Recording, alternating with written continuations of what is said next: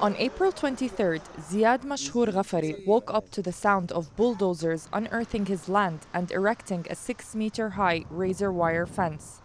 It will turn his childhood home into a prison.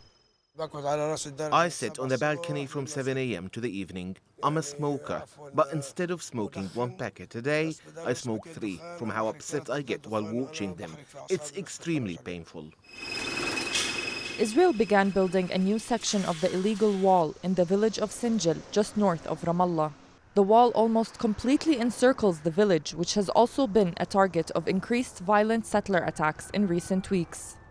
The olive trees behind me that they uprooted, we grew up underneath them. We used to make swings out of them and play. We would eat and drink tea with our neighbors.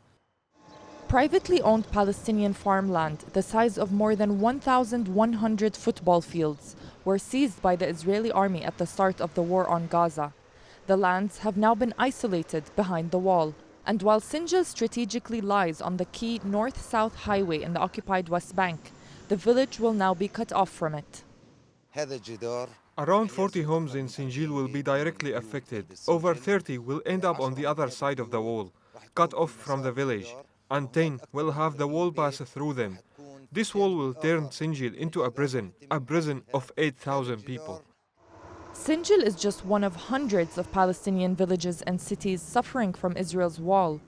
Israel claims that this wall is for security purposes.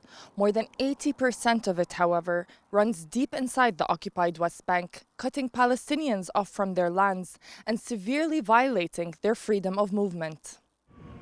Construction of Israel's planned 700-kilometer wall began in 2002. About 65% has been completed.